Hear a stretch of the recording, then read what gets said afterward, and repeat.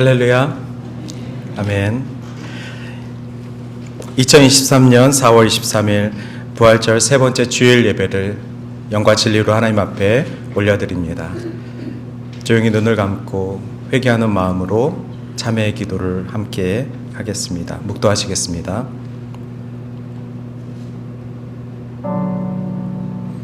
목소리 높여서 주 찬양하여라. 영광과 권세와 존귀와 위엄을 온분이 다스리시는 하나님 앞에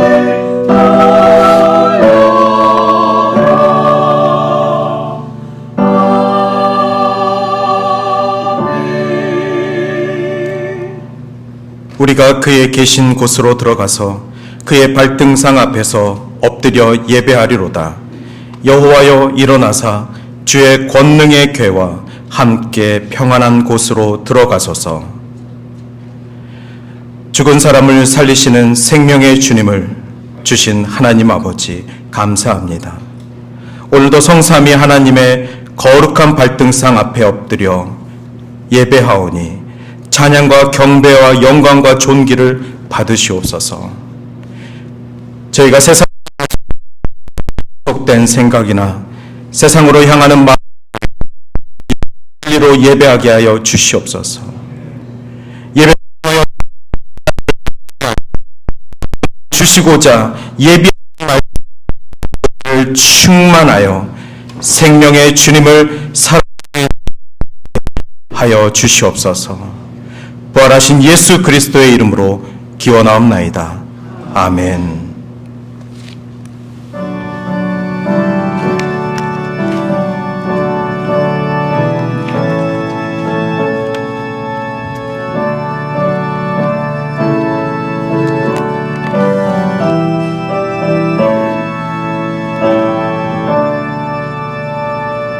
하늘에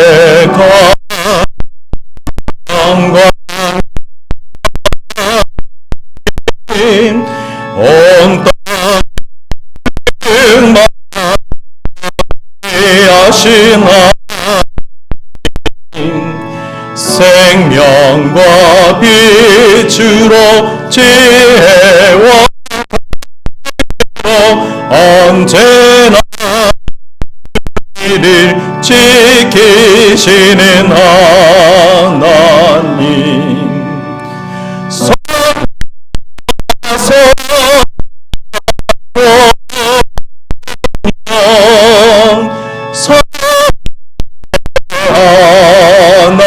하나님, 우리 예배를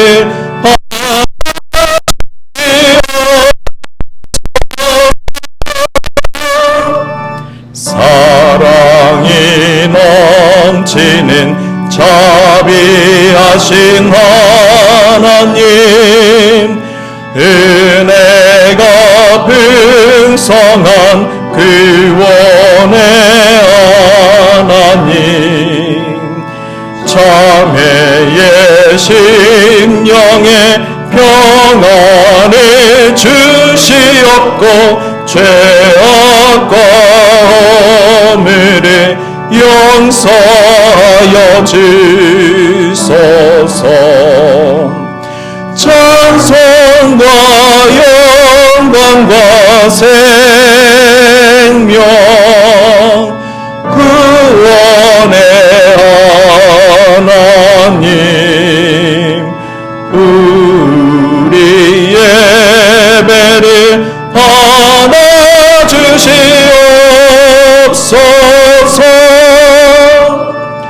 연약한 심령을 굳게 세워주시고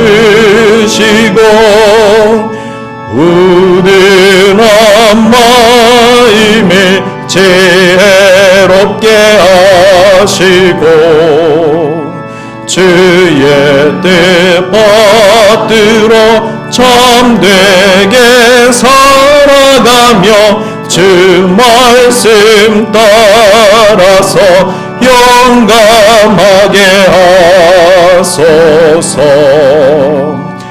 권능과 지혜와 사랑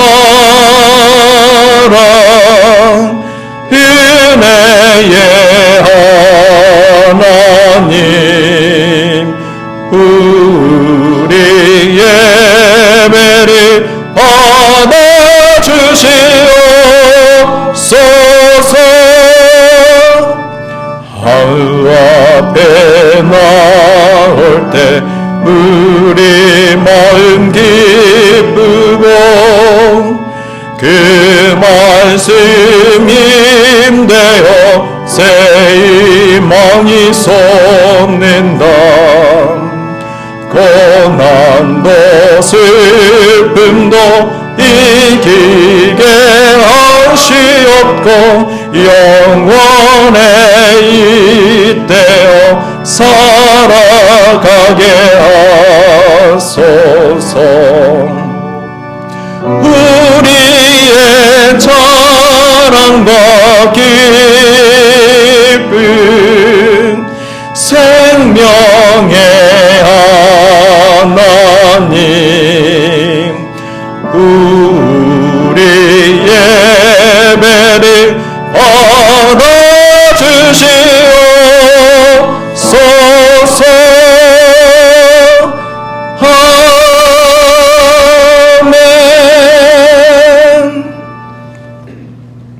내 간격을 안고 하늘을 향해 두 손 드는 저희들이 되길 원합니다.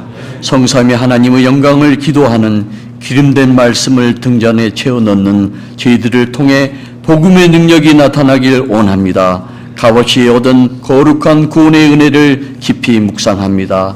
이 은혜가 실상이 되는 것은 이를 바라는 믿음이오니 저희들의 믿음이 말씀의 반석 위에 굳게 서게 하옵소서. 사랑의 하나님 아버지, 토론토 한인교회들이 코로나19 이후 활력을 잃어가고 있습니다. 모든 교회들이 세상의 방식이 아닌 하나님의 방식으로 부흥을 나타내게 하시며 주의 영광을 드러내는 주의 신부들 되게 하옵소서. 교회가 자라나는 세대의 요람이 되게 하시오며 동산교회도 희망을 잃어버린 이들의 소망 없는 이 세대를 품고 하나님이 주신 비전으로 새로워지기를 소원합니다. 하나님을 잃어버린 이 세상이 우리를 통해서 살아계신 하나님을 보기를 소망합니다. 저희가 드려지는 예배와 삶을 통해 하나님의 영광이 드러나게 하시오며 오늘의 하나님이 주인이신 동산교회로 성장하게 하옵소서. 세계 열방에 나가 계신 선교사님들의 사역을 위하여 기도합니다. 여러 가지 어려움이 가중되고 있는 선교 현장이나 그 가족들의 건강과 생명을 보호하여 주시고 척박한 불모의 땅에 그리스도 향기를 전하는 복음 사역 위에 필요한 재정과 헌신자들을 채워 주시옵소서. 이 시간 주님의 말씀을 전하시는 차지아 담임 목사님을 성령의 장중에 붙드시어 능력과 은혜의 말씀이 선포되게 하옵소서. 성도들의 마음문이 활짝 열려 성령 충만한 시간으로 인도하여 주시옵고 세상에서 날마다 승리하며 주님께 영광 돌리는 삶이 되게 도와주시옵소서. 예배를 돕는 찬양대와 피아노 반주와 유튜브 영상 송출을 준비하고 수고하시는 분, 각양 친교의 헌신적인 섬김을 통하여 성령 하나님께서는 기뻐 받으실 줄 믿습니다. 이 모든 말씀 지금 여기에 오셔서 저희들의 기도를 중보하시는 예수 그리스도 이름으로 기도합니다. 아멘.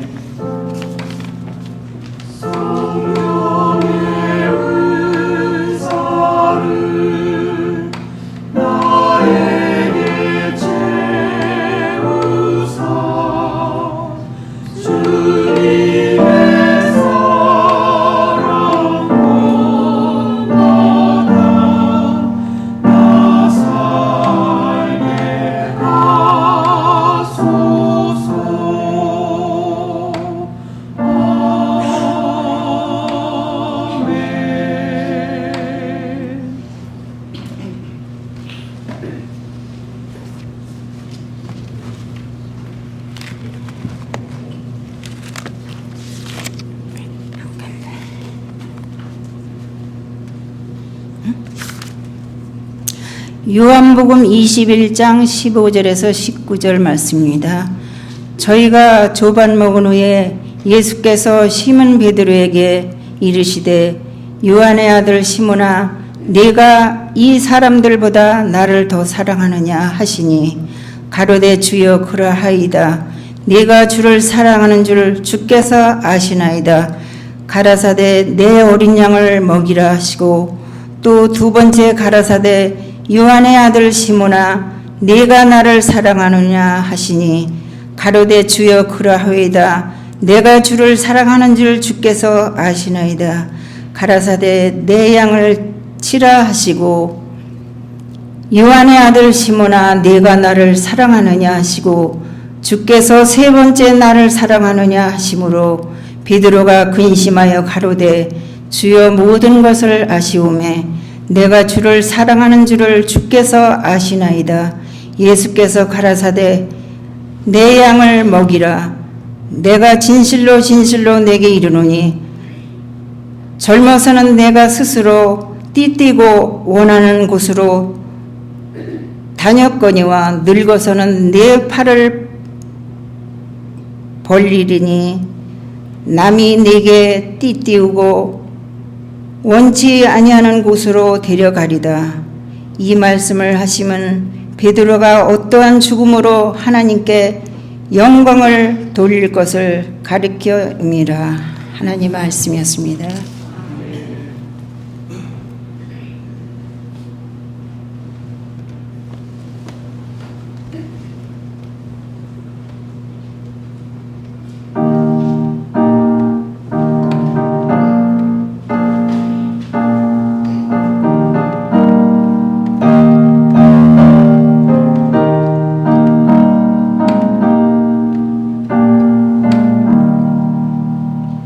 세상이 캄캄하여서 참 빛이 없었더니 은밀하는 영광 나타나 온 세상 빛이었네. 영광의 주, 영광의 주, 밝은 꿈인 내게 비추었네. 영광의 주, 영광의 주, 이 세상에 비춘 오직 주 예수님. 주 말씀을 믿는 사람은 그 마음이 시원하고 주 명령을 준행하는 자 그 길이 환하겠네. 영광의 주, 영광의 주, 밝은 꿈인 내게 비추었네. 영광의 주, 영광의 주, 이 세상에 비춘 오직 주 예수님.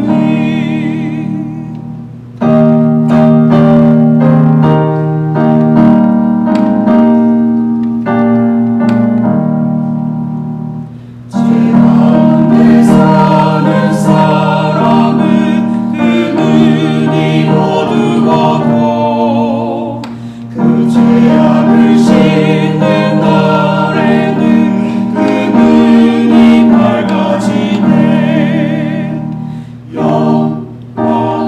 영광의 주,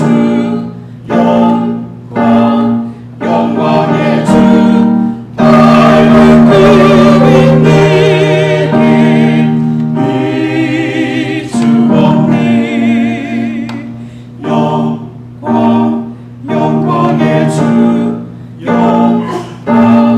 영광의 주, 이 세상에 비춘 오직 주 예수님.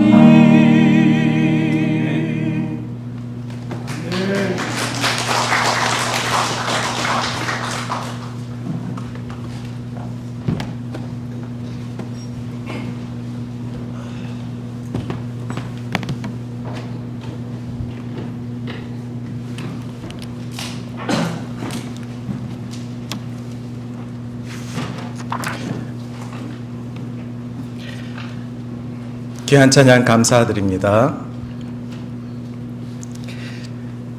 우리 김찬세 지사님 한국 다녀오셨는데 잘 다녀오셨지요?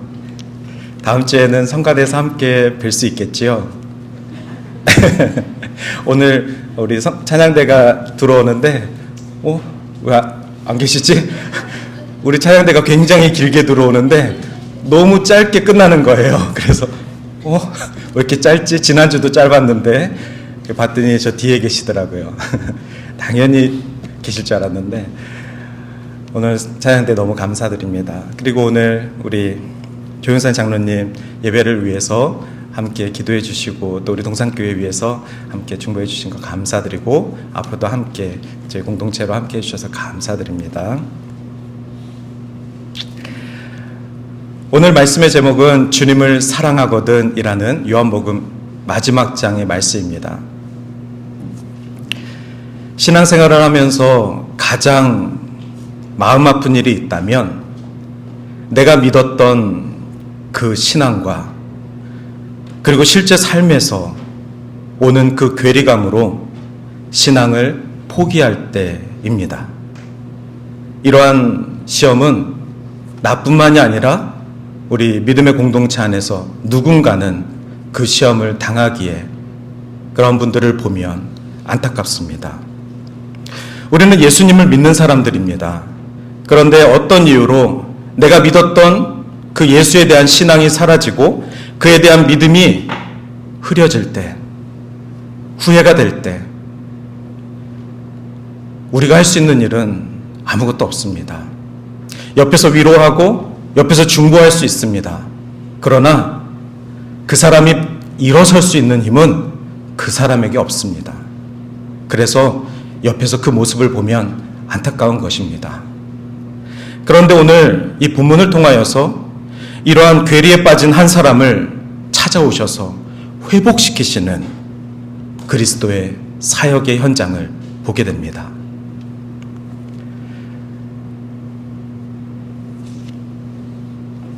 요한복음은 총 21장까지 있습니다. 대부분 복음서가 마지막 두 장은 십자가 장이 있고 그리고 제일 마지막 장은 부활장이 있습니다. 그래서 요한복음도 19장은 십자가 장이고 20장은 부활장입니다. 그러면 21장은 무엇일까요? 요한복음 21장은 스페셜 에디션입니다. 부활하신 그리스도께서 7명의 제자에게 찾아오신 스페셜한 부활장입니다. 왜 이 스페셜한 21장이 추가돼야만 했을까요? 예수님은 40일 동안 총 3번 제자들에게 나타나셨습니다. 요한복음 20장에 보면은 안식구 첫날에 제자들에게 나타나셨고 그리고 도마에게 나타나셨고 그리고 마지막에 7명의 제자들에게 나타나셨습니다. 그 7명의 제자들 중에 한 명이 우리가 너무나도 잘 아는 베드로이고 베드로와의 대화, 내가 나를 사랑하느냐? 바로 이 대화입니다. 이 대화는 요한복음 마지막 장에만 기록되어 있습니다. 왜 요한은 특별히 이 부분을 에디트했을까요?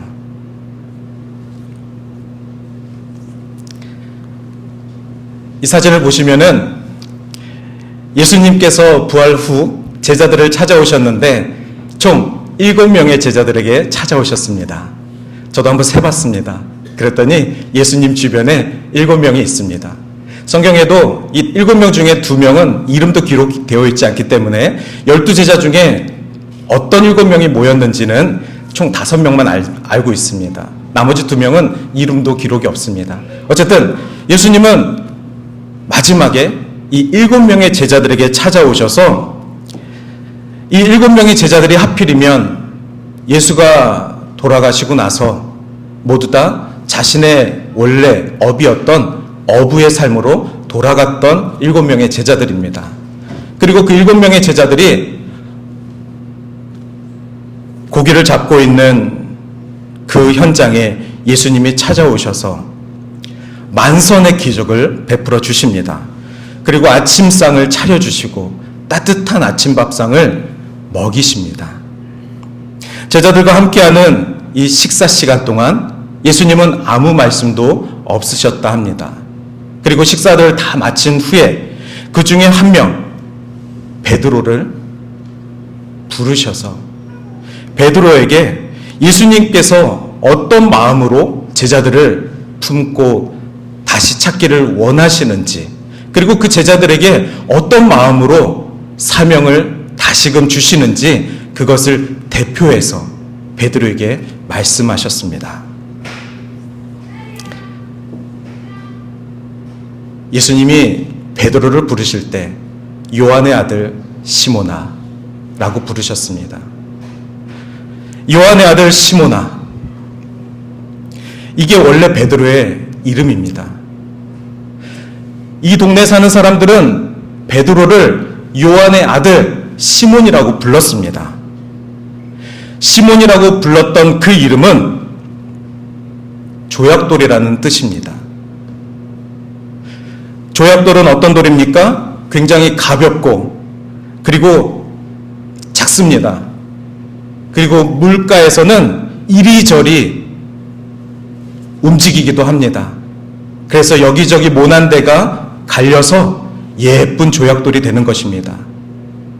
예수님이 베드로를 보시고 베드로의 이름이 이 조약돌 시몬이었는데 내가 너를 사람 낚는 어부로 선택하여 불렀노라. 너의 이름은 시몬이 아니라 게바라. 게바를 번역하면 반석이라. 그것이 우리가 부르고 있는 베드로입니다.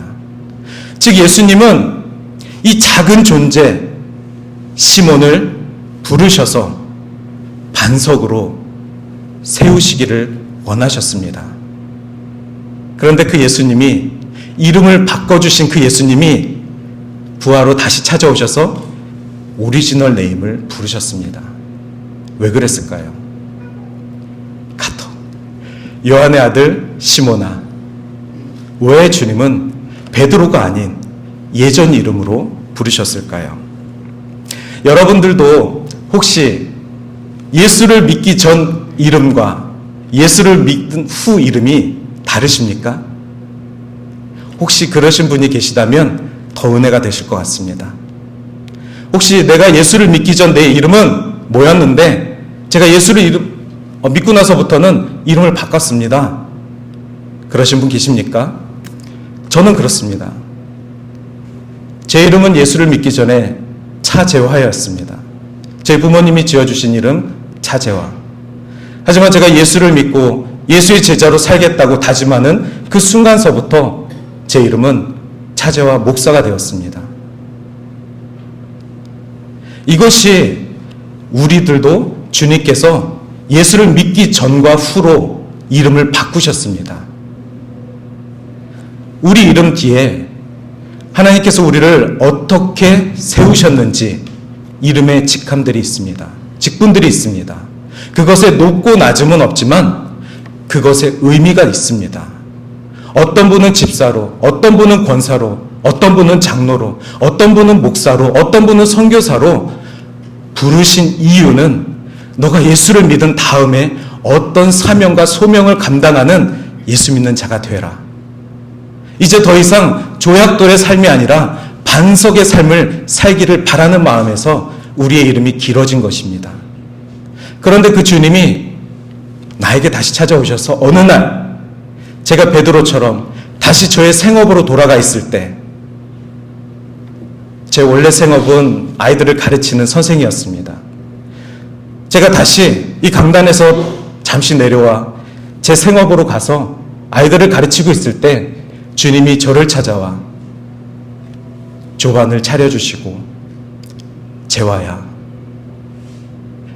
이렇게 부르시는 것과 똑같습니다.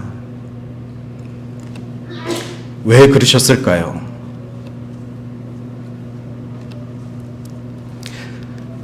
우리가 잘 아는 것처럼 베드로는 복음서에 기록된 대로 충성된 종이었습니다. 베드로는 12명의 제자들 중에서 유독 자신의 충성을 보였습니다. 애썼습니다. 자신이 할 수 있는 것은 자신의 기질을 죽이는 것이었지만 예수를 따라다니면서 그리고 함께하는 이 동역자 11명의 제자들과 함께하면서 어떻게든 우리 예수님을 모시려고 두드러지게 애썼던 자였습니다. 많이 언급됐고 그래서 예수님은 후대에 베드로를 12 사도들 중에 수제자라 교회의 첫 지도자로 세우시기까지 하셨습니다. 그렇게 한때는 신앙으로 열정적으로 예수 이름이라면 최선을 다했던 베드로, 반석인 줄 알았던 것입니다. 주님이 나를 조약돌이의 인생이 아니라 반석의 인생으로 부르셨는데 내가 이미 반석이 된 줄 알고 그렇게 반석처럼 살려고 했던 것입니다. 정말 베드로는 적어도 다른 제자들에 비해서는 오직 예수 신앙으로만 살았던 열심이 있었습니다. 누가 뭐래도요. 하지만 주님이 십자가에 달리실 때 부끄럽게도 주님을 3번이나 부인하고 그것도 모자라 주님을 저주까지 했습니다. 주님이 부활하셨다는 소식을 들었으면 막달라 마리아를 통하여서 제일 먼저 그 소식을 들었으면 예수님이 어디에서 나타나시고 부활하신 예수님을 찾아다녀야 되는데 그 베드로는 동료 뱃사공들과 함께 다시 예전의 생업, 어부의 삶으로 돌아간 것이 너무나도 안타깝습니다. 아마도 이런 면에서 베드로는 실패한 제자였는지도 모릅니다. 12명의 제자 중에 가장 수제자가 실패하였으면 나머지 11명의 제자는 그 중에 하나는 예수를 팔았고 아마 다 실패한 제자일지도 모르겠습니다. 그러면 고기는 잘 잡았느냐? 그렇지 않았습니다. 부활하신 예수님의 소식을 듣고도 어부의 삶으로 다시 돌아갔는데도 불구하고 그날 밤 이상하리만큼 고기가 잡히지 않았습니다. 예전에 제가 했던 드라마 중에 이 장면을 표현하기 위해서 베드로가 제자들과 함께 고기를 잡는 역할을 누군가가 하고 그리고 다른 쪽에는 물고기 역할하는 엑스트라들이 있었습니다. 그래서 베드로가 이쪽에 그물을 던지면 그 물고기 엑스트라들이 반대쪽으로 가서 있고 베드로가 이번에는 오른쪽으로 던지면 그 물고기 엑스트라들이 이쪽으로 가 있고 분명히 물고기는 바닷속에 있는데 베드로가 던지는 반대 방향으로만 연출하게 되어 있었습니다. 그리고 예수님이 나타나셔 이쪽에 던져라. 이쪽에 그물을 던져라. 그랬더니 그 물고기들이 가만히 있어서 그물에 걸리는 그 퍼포먼스를 했던 기억이 있습니다. 물고기는 바다에 있습니다. 항상 있습니다. 그런데 이 경험 많은 어부들이 그날따라 물고기가 잡히지 않았습니다. 무능한 어부의 모습을 보였습니다. 베드로는 극심한 후회와 자신에 대한 낙심으로 아마 실패의 자괴감을 갖고 있었을 것입니다. 주님이 이때 베드로를 찾아오셨습니다. 그리고 아무 말도 하지 않으셨습니다. 묻지도 따지지도 혼내지도 않으셨습니다. 너 왜 나를 배반했냐? 왜 나한테 했던 말대로 지키지 않았냐? 너가 이러면 나머지 제자들은 누구를 따라가겠느냐? 이런 말씀 하지 않으셨습니다. 그리고 숯불에 방금 잡은 생선으로 아침을 차려주셨습니다. 그리고 요한의 아들 시몬아, 처음부터 다시 시작하자. 베드로라 부르지 아니하시고 요한의 아들 시몬이라 옛 이름을 부른 이유는 너가 나를 처음 만났었던 그때 그 만남으로 돌아가 거기서부터 다시 시작하자. 예수님이 처음에 뱃사공이었던 베드로를 찾아가 요한의 아들 시몬아, 내가 너를 사람 낚는 어부로 부르러 왔다 라고 말씀하셨을 때 그때 그 만남을 베드로야 기억해라. 우리 그때로 돌아가자. 그 시절로 돌아가서 다시 시작하자. 주님이 그런 의미에서 베드로의 예전 이름을 기억하시고 부르셨던 것 같습니다. 이것이 우리 예수 그리스도의 사랑입니다. 이것이 우리 예수 그리스도의 용서입니다. 예수님은 십자가에 당하셨던 그 사건을 찾아 이 땅에 오시지 않으셨습니다. 부활하신 후에 빌라도를 찾아가지 않으셨고 이스라엘 종교 지도자를 찾아가지 않으셨습니다. 예수님은 부활하셔서 낙심하여 소명의 자리에서 떠난 베드로와 제자들을 다시 찾아가셨습니다. 그리고 그들에게 예수 그리스도의 사랑을 이렇게 보여주셨습니다. 내가 나를 사랑하느냐? 여러분 무엇이라 대답하고 싶으십니까? 예수님께서 여러분들을 찾아오셔서 누구누구야? 내가 나를 사랑하느냐? 라고 물으신다면 네 주님, 제가 주님을 사랑합니다 라고 이렇게 베드로처럼 대답할 준비가 되어 계십니까? 그런데 주님께서는 또 물어보십니다. 두 번째로 너가 나를 사랑하느냐? 한 번 더, 세 번째로 너가 나를 사랑하느냐? 여러 설교하시는 분들을 통하여서 왜 예수님은 세 번이나 물어보셨을까? 아마도 베드로가 세 번 부인해서 그 세 번 부인한 것을 다시 기억하게 하시려고, 그래서 그 모든 부인을 다시 되돌리고 싶으셔서 세 번 질문하신 건 아닐까? 여러 가지의 설교가 있습니다. 저는 오늘 첫 번째 예수님께서 말씀하신 질문, 너가 나를 이 사람들보다 더 사랑하느냐? 유독 첫 번째 질문에서는 비교급을 사용하셨습니다. 영어 성경에 보니까 Do you love me more than these? 라고 나와 있습니다. These people이라고 안 하고 these라고 하였습니다. 한글 성경에는 이 사람들보다 너가 나를 사랑하느냐라고 나와 있습니다. 그러면 이 사람들은 누구이겠습니까? 딱 봐도 베드로 옆에 있었던 나머지 6명의 제자들일 것입니다. 그런데 부활하신 예수님께서 11명의 제자들을 다 찾아서 가셔서 이 말씀을 하시지도 않으셨는데 굳이 베드로 옆에 있는 그 6명과 굳이 자신을 비교하시겠습니까? 예수님이 부활하셨는데 굳이 그 6명하고 비교급이 되시겠습니까? 아마도 영어 성경의 표현이 더 정확할지 모르겠습니다. 하나님께서는 베드로야, 너가 이것들보다 나를 더 사랑하느냐? 너가 뱃일하는 것보다 나를 더 사랑하느냐? 너가 사람들이 너를 어떻게 보는 그 시선보다 나를 더 사랑하느냐?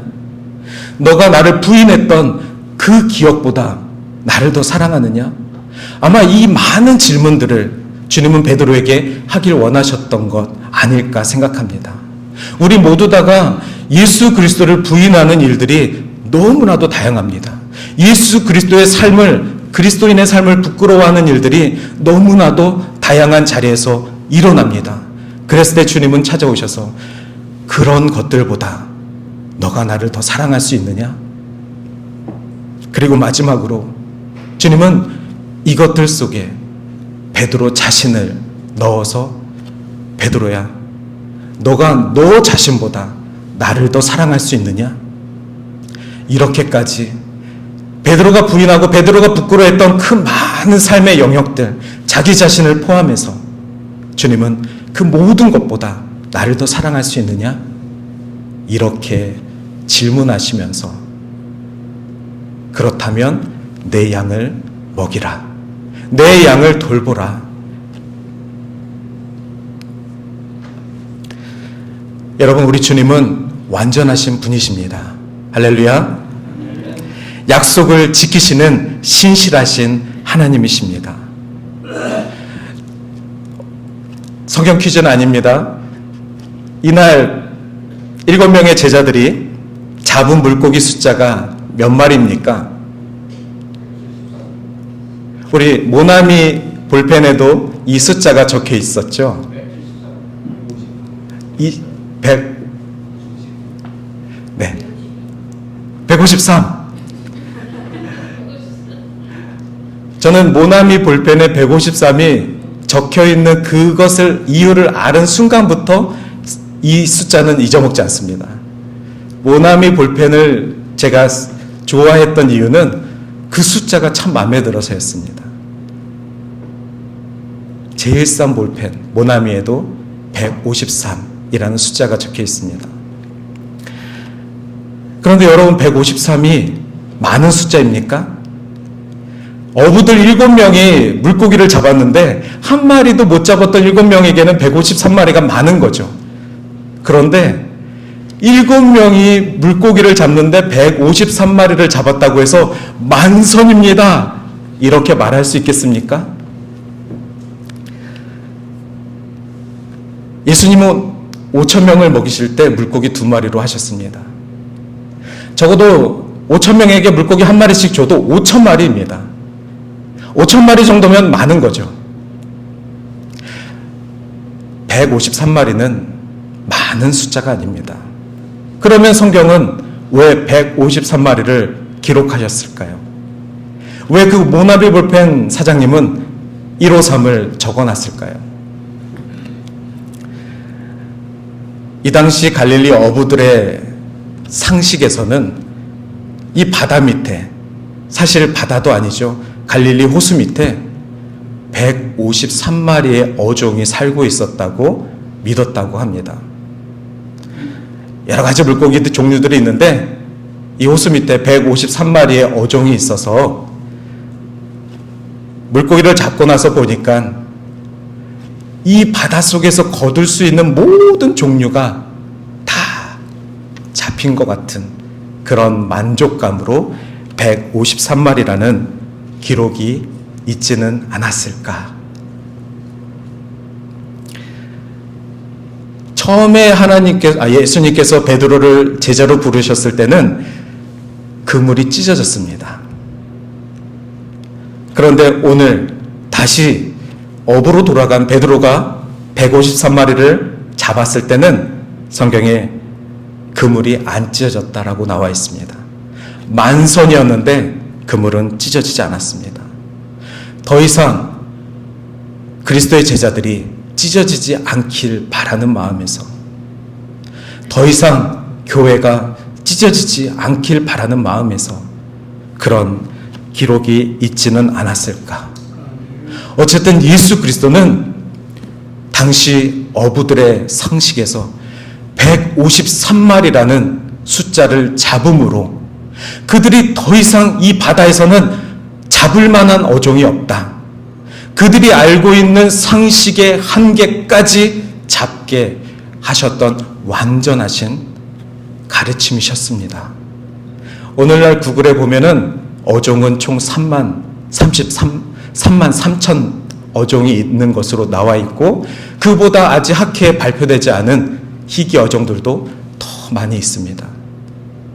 지금 우리의 상식에서는 153마리의 어종은 믿을 수 없는 것이지만 당시 베드로와 함께한 이 어민들에게는 주님은 완벽하시구나, 나는 더 이상 나의 생업으로 무엇을 더 할 만한 일은 없겠구나, 아마 뒤도 돌아보지 않을 수 있도록 그 직업에서의 최고를 할 수 있는 경험을 주셨던 것 같습니다. 그리고 이제는 제자의 사명으로 선교의 사역을 감당하고 그리스도의 풍성한 열매를 맺는 사명을 회복하기를 주님은 이 제자들에게 원하셨습니다. 그리고 또 하나, 왜 물고기를 숯불에 구워 주셨을까요? 숯불 하면 며칠 전 그리스도가 채찍을 맞으시고 처형을 당하기 전에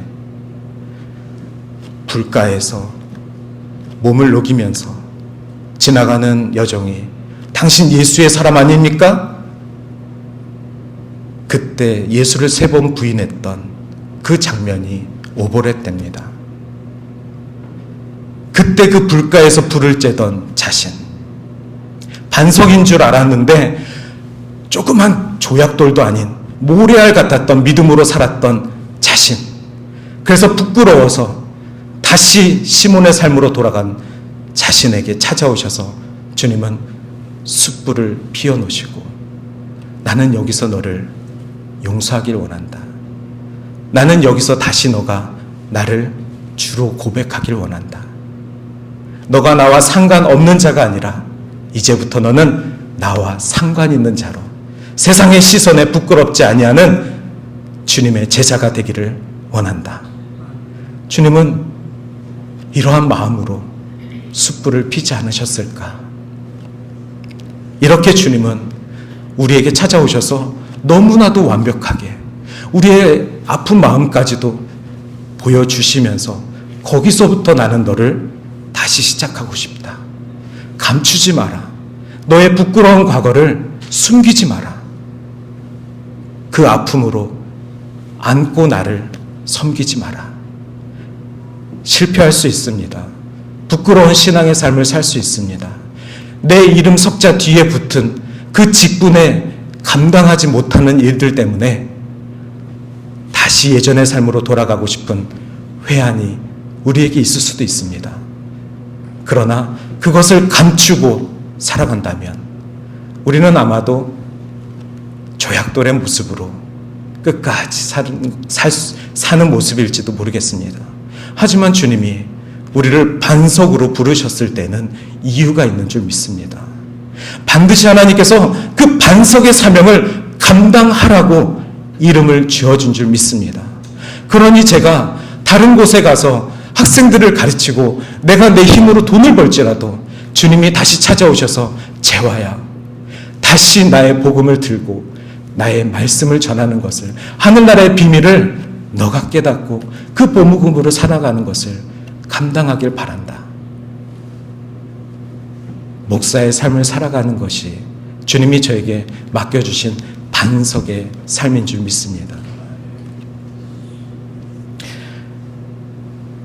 디베라 바다, 역사에 기록된 이 현장 속에서 베드로의 마음은 너무나도 부끄럽고 너무나도 비참하였지만 너무나도 실패한 그 감정 때문에 예수를 바라볼 수도 없었지만 그때 주님이 찾아와 베드로가 반석의 사명을 감당할 수 있도록 부르셨습니다.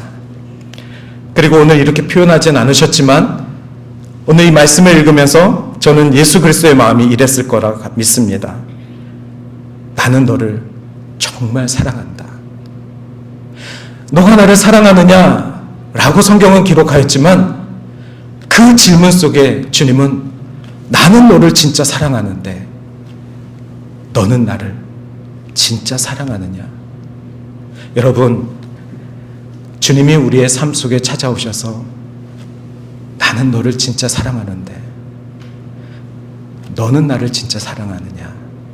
다시 그 질문을 하신다면 네 주님, 네 주님, 이렇게 대답할 수 있기를 바랍니다. 우리 주님께서는 우리의 실수나 우리의 잘못 때문에 우리를 싫어하시거나 우리를 버리시는 분이 결코 아니시라는 것.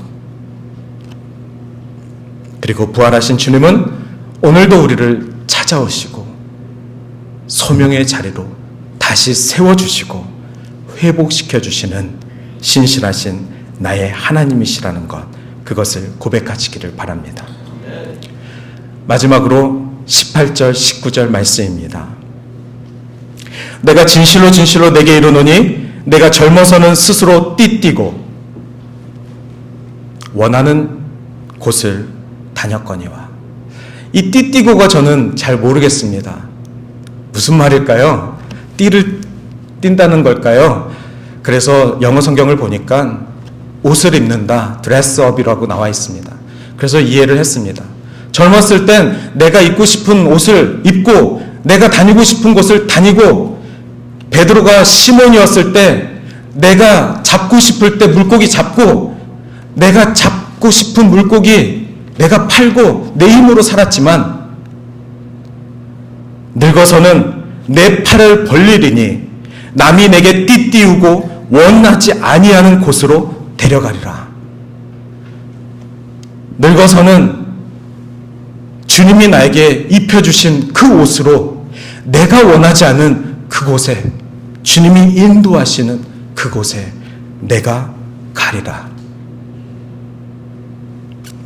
주님은 지금 베드로에게 이렇게 말씀하시는 것입니다. 베드로야, 예전의 시몬의 삶이 아니라 반석의 삶으로 살자. 주님은 베드로가 어떻게 죽을지도 미리 말씀하셨습니다. 내 팔을 벌리리니. 19절에 보면은 이 말씀을 하심은 베드로가 어떠한 죽음으로 하나님께 영광을 돌릴 것을 가리키심이니라. 우리가 베드로가 어떻게 죽었는지 알지 않습니까? 전승에 나와 있지만 베드로는 주를 끝까지 전하다 주님과 함께 십자가에 못 박혀 죽었습니다. 두 팔을 벌려 죽었다는 것입니다. 순교하였다는 것입니다. 그리스도께서는 베드로의 인생 끝에 두 팔을 벌려 믿음으로 끝까지 전진할 것을 믿으셨습니다. 믿고 이렇게 반석으로 다시 한번 부르셨습니다. 그리고 이 말씀을 하시고 베드로에게 이르시되, 함께 읽어볼까요? 나를 따르라. 시작. 나를 따르라 하시니. 3년 전에 베드로를 부를 때도 나를 따르라. 다시 베드로를 부를 때도 제발 나를 따르라.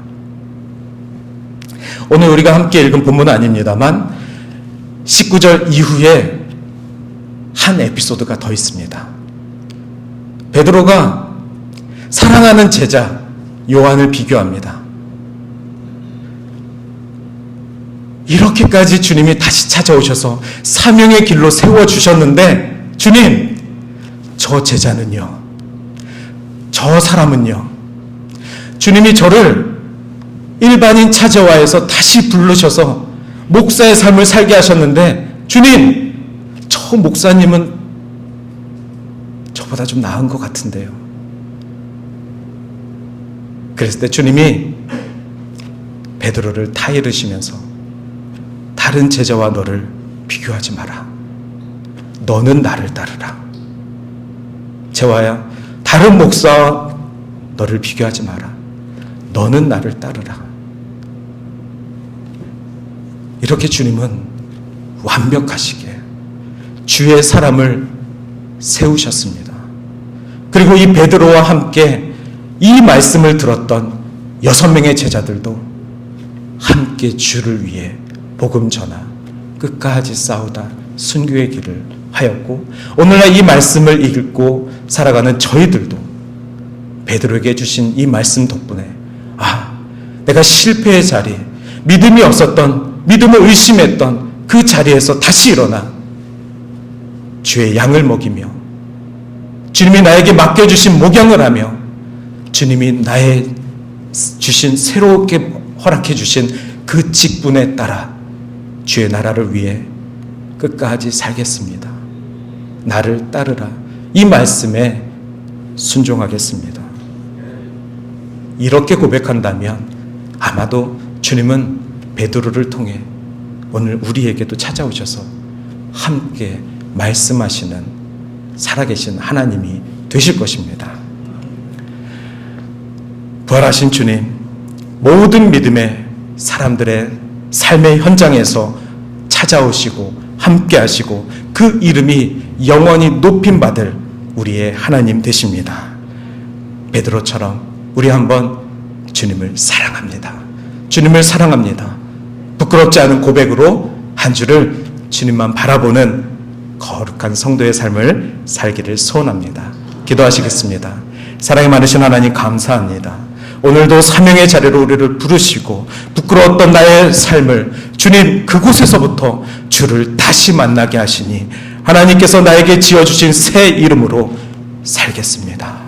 주님, 이 말씀이 한 주간 우리에게 힘이 되게 하여 주시고 우리가 살아가는 신앙의 목적이 되게 하여 주시옵소서. 감사드리고 예수님의 이름으로 기도드립니다. 아멘. 이 시간 우리 찬양하시고 이 찬양을 통하여서 결단의 기도 함께하길 원합니다.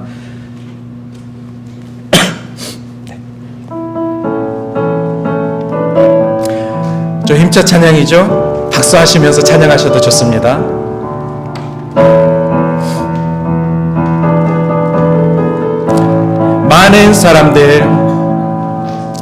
많은 사람들 참된 진리를 모른 채 주님 곁에 떠나갔지만 내가 만난 주님은 참 사랑이었고 진리였고 소망이었소. 난 예수가 좋다오. 난 예수가 좋다오. 난 예수가 좋다오. 사랑한다고 베드로 고백처럼 난 예수를 사랑한다고. 무거운 짐진 자 2절입니다. 무거운 짐진 자 다 내게로 오라. 내가 너를 쉬게 하리라. 이 길만이 생명의 길 참 복된 길이라 항상 내게 들려주셨소. 난 예수가 좋다오. 난 예수가 좋다오. 난 예수가 좋다오. 주를 사랑한다던 베드로 고백처럼 난 예수를 사랑한다오. 이 시간 함께 목소리를 높여 기도하겠습니다. 주님을 사랑합니다. 주의 말씀을 들고 소명의 삶을 살아가기를 다시 한번 결단하는 마음으로 함께 기도하시겠습니다. 사랑이 많으신 하나님 감사합니다. 하나님 이 시간 아버지 결단하는 심령으로 주님 앞에 나아갑니다. 하나님 말씀 앞에 주님 찾아오셔서 아버지 그 말씀 앞에 우리가 더욱더 결단하고 삶의 회복을 이루게 나아갈 수 있도록 예수님과 함께하는 삶을 살아갈 수 있도록 주님 인도하여 주시옵소서. 한 사람 한 사람마다 더욱더 주를 알아가는 그 기쁨이 넘치게 하여 주시고 하나님 가정이 회복되게 하여 주시고 아버지 우리의 신앙이 더욱더 주를 닮아 아버지 주의 자녀다운 삶을 살아갈 수 있도록 주님 인도하여 주시기를 원합니다. 아버지 직분을 받는 것으로 끝나는 것이 아니라 그 직분의 삶을 맞춰서 아버지 우리가 사명을 감당하게 하여 주시고 아버지 우리가 옛 이름으로 옛 삶으로 돌아가는 것이 아니라 아버지 우리에게 주신 소명의 삶으로 아버지 끝까지 그 사명을 감당할 수 있도록 주님 인도하여 주시옵소서. 주님 오늘도 우리의 삶 속에 찾아오셔서 우리가 힘들고 낙심하였을 때 우리를 건드려 주시고 아버지 우리를 다시 일으켜 주실 줄 믿습니다. 회복하여 주시옵소서. 아버지 우리의 손을 잡아 주시옵소서. 우리를 다시 한번 주의 나라를 바라볼 수 있는 거룩의 백성으로 주님 삼아 주시옵소서.